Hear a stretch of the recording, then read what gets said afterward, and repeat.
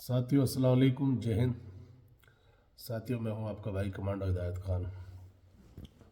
साथियों मैं खासकर अपने ड्राइवर भाइयों के लिए इस वीडियो को बना रहा हूं। साथियों जैसा कि आप सभी को पता है, फिलहाल हिट एंड रन वाला जो कानून आया है उसकी वजह से आज ड्राइवरों के अंदर एक रोष है और डर और भय का माहौल है। ये हम सबको खूब पता है, भली बात ही पता है कि इससे नुकसानात होंगे, नफ़ा नहीं होगा एक ड्राइवर का। लेकिन साथियों मेरे एक चीज़ समझ में अभी तक नहीं आई, जिस तरह आपकी ड्राइवर भाइयों की लड़ाई एक आम हर ड्राइवर जो चाहे बाइक का ड्राइवर क्यों ना हो, जिसके पास लाइसेंस है, जो भी कोई छोटी सी व्हीकल चलाता हो या बड़ी, हर एक के अंदर इस चीज़ को समझ में आ जाना चाहिए कि आज तुम्हें रोडों पर सिर्फ हमारी बड़ी गाड़ियों के ड्राइवर नज़र आ रहे हैं और तुम लोग आराम से अपने घरों में बैठे हुए हो। साथियों जुल्म बराबर है, लेकिन तुम समझ नहीं पा रहे हो। मिसयूज होगा, दोनों तरह से पुलिस डील करेगी कि नहीं तेरी गलती थी, उसको बोलेगा नहीं तेरी गलती थी। बस इसी अंदाज में इसका मिसयूज होगा। साथियों ये एक संघर्ष है और हक और सच के लिए संघर्ष है, ना कि ये किसी सरकार के खिलाफ अभियान है। ये अपने हक और हकूक़ की लड़ाई है। गलत तरीके से कोई चीज़ गैर जिम्मेदाराना तरीके से थोप दी जाती है, उसके बड़े साइड इफ़ेक्ट हैं। साथियों हर नौजवान की चीज़ समझ में आ जानी चाहिए कि एक ड्राइवर जिसको आप लाइसेंस इशू करते हैं वो एक ट्रेंड ड्राइवर होता है और वो जानबूझकर कभी भी ऐसी गलती नहीं करेगा कि उसकी गाड़ी से कोई हादसा हो। साथियों फिर भी अगर कोई नशे की हालत में किसी ने हादसा किया है तो वो सज़ा का प्रावधान है, ऑलरेडी पहले से भी था, अभी है और होना चाहिए और सख्त होना चाहिए। लेकिन साथियों खाली इस कानून बनाने से मृत्यु दर कम नहीं होगी, एक्सीडेंटों की जो घटनाएं वो कम नहीं होंगी, इससे और ड्राइवर टेंशन में रह के और घटनाएं बढ़ेंगी और साथियों इसका मिसयूज भी होगा। तो इसीलिए हमारे जो खासकर बड़ी गाड़ियां हैं, बड़ी गाड़ियों के ड्राइवर हैं, जो एक्चुअल में ही देश की अर्थव्यवस्था के लिए काम करते हैं, समय पे सब्जियां, फल,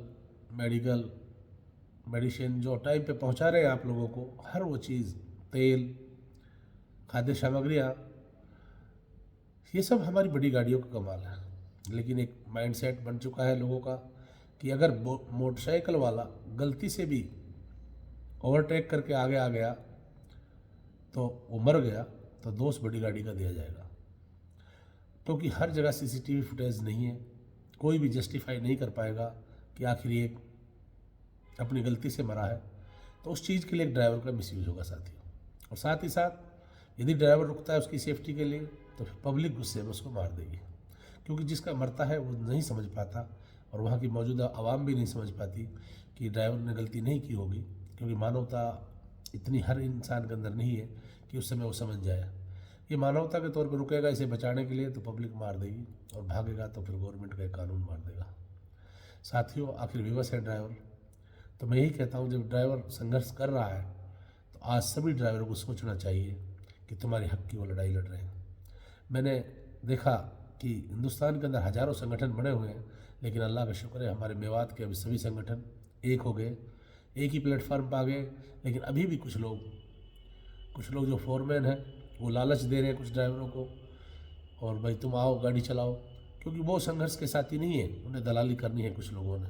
सब लोग गलत नहीं है, कुछ फोरमैन बहुत अच्छे हैं जो समाज में काम कर रहे हैं, समाज के लिए जुड़े हुए बहुत से ईमानदार फोरमैन हैं। तो साथियों मैं तो यही कहूँगा कि जब तुम्हारे हक के लिए जो संघर्ष कर रहे हैं साथी, आप उनका सहयोग करें।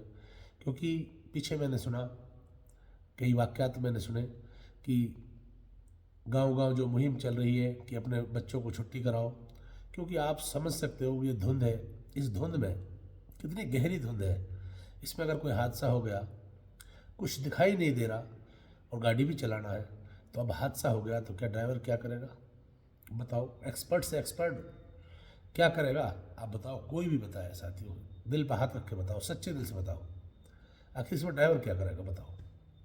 हर एक गाड़ी में इंडिकेटर नहीं है, कहीं कोई ट्रैक्टर ट्रॉली लेके खड़ा होगा उसमें इंडिकेटर नहीं है, कहीं कोई बिना बैकलाइट जलाए जा रहा होगा वो चपेट में आ जाएगा, कहीं ऑलरेडी पहले से पंचर गाड़ी खड़ी करके खड़ा होगा, टायर बदली कर रहा होगा तो जैसे गाड़ी टक्कर मारेगी।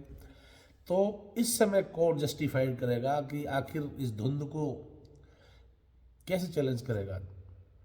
साथियों, ये गलत बात है। बिल्कुल मैं सरकार से अनुरोध करता हूँ एज ए फोर्स मेंबर के नाते इस कानून को फ़ौरन वापस लिया जाए ताकि ड्राइवर भाइयों की हक की आवाज़ उठाई जा सके। साथियों, सभी साथी ड्राइवरों को सहयोग करें। और जो इस समय फूट बढ़ रही है, कुछ साथी ड्राइवर जा रहे हैं गाड़ी चलाने के लिए 10,000 फालतू दे दिया, सैलरी दे दिया, नहीं, ऐसा ना करें। 15 दिन की छुट्टी कर तो देखो, मानवता के तौर पे तुम्हें समझ में आ जाएगा तुम्हारी कदर क्या है। तुम्हें सारी फैसिलिटीज़ मिल जाएंगी, ड्राइवर आयोग भी बन जाएगा, काना कानून भी वापस होगा और एक ड्राइवर दिवस भी तुम्हारे मान सम्मान में बने। एक दिन ऐसा भी तय हो पूरे देश के अंदर। बस संगठनों में ना बट के संगठित होकर अपने हक और सच के लिए, हुकूक के लिए लड़ें, कोशिश करें ईमानदारी से। और हम भी चाहते हैं मानवता पर जान बचानी चाहिए साथियों, बिल्कुल हर इंसान समझता है, लेकिन हर इंसान के अंदर मानवता नहीं है। इसका मिसयूज हो जाएगा बहुत ज़्यादा। इसीलिए मैं खासकर अपने मेवात वालों से मैं बोलना चाहता हूँ साथियों, जिन माँ बाप ने 10-5 हज़ार रुपये के लालच में अपने बेटों को गाड़ी में भेजा है, प्लीज़ उनको रोकें। और जो आपके पास संगठन के लोग आ रहे हैं उनकी बेइज्जती ना करें। वो आपके लिए लड़ रहे हैं, वो आपके लिए कोशिश कर रहे हैं, वो अपने लिए नहीं कर रहे। उन्हें यहाँ का विधानसभा नहीं लड़ना, इन्हें लोकसभा नहीं लड़ना। इनको पहली बार ऐसा दर्द आया है जो इन्हें लगा कि हमारी नस्लों तक के लिए अच्छा भला